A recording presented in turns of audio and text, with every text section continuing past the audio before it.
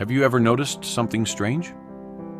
There was a time when getting that one thing felt like it would change everything. A better phone, more money, better marks, a relationship, a promotion. And for a moment, it did make you happy.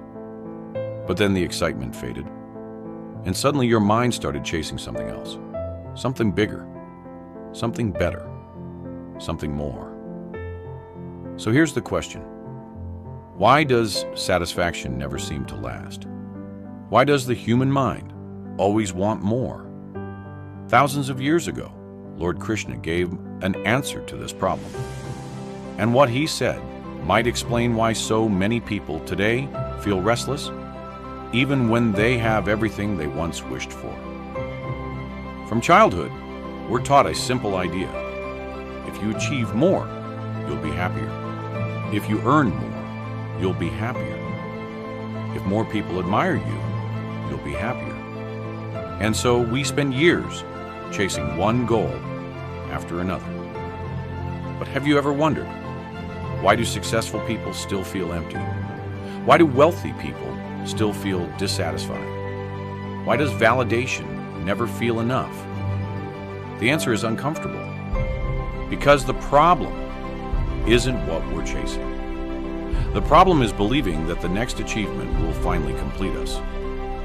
Every time we get what we want, the mind adjusts. What once felt extraordinary becomes normal. And then a new desire appears, a new target, a new reason to postpone happiness. In the Bhagavad Gita, Krishna explains something profound. Desire itself is never satisfied. The more we feed it, the stronger it becomes. Desire promises peace, but often creates restlessness. It promises fulfillment, but often creates dependency. Because when happiness depends on getting something, peace becomes conditional. We tell ourselves, I'll be happy when I get that job, when I buy that car, when people finally respect me, when life becomes perfect. But the finish line keeps moving, again and again and again. Krishna's warning wasn't against success. It was against becoming a slave to desire. Today, this problem has become even more powerful. Every day, we're surrounded by reminders of what we don't have. Social media, advertisements, comparisons, endless scrolling. We constantly see someone richer, someone more successful, someone more attractive. And without realizing it, the mind enters a cycle of endless dissatisfaction. We stop appreciating what is present because we're obsessed with what is missing. And this creates a dangerous illusion. The illusion that happiness exists somewhere in the future. Just one more achievement away. Just one more purchase away. Just one more victory away. Many people misunderstand Krishna's teachings. Krishna never said that goals are bad. He never said ambition is wrong. He never asked people to stop acting. In fact, Krishna encouraged action, but he warned against attachment. And that difference changes everything. Desire says, I need this to be happy. Wisdom says, I will work for it, but my peace does not depend on it. One creates suffering, the other creates freedom. Krishna's teaching was never about abandoning life. It was about freeing yourself from becoming a prisoner of outcomes. Because when your happiness depends entirely on results, life becomes an emotional roller coaster. Think about the most peaceful moments in your life. Were they really about achieving something? Or were they moments when the mind became quiet?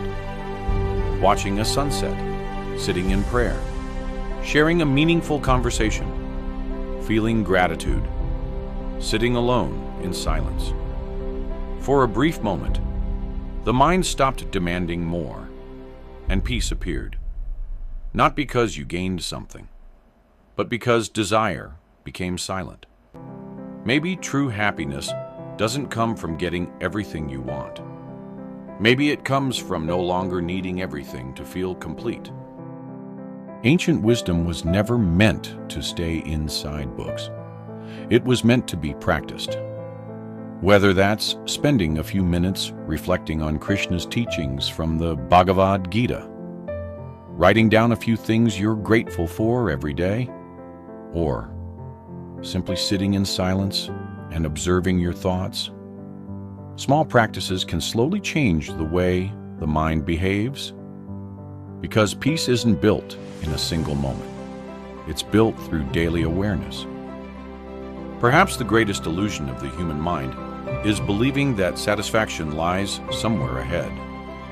One more achievement, one more possession, one more success.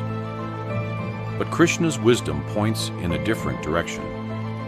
It reminds us that peace is not found at the end of desire, because desire has no end. Peace begins when desire stops controlling your inner state, when you learn to act without attachment, to strive without becoming restless, to dream without losing yourself.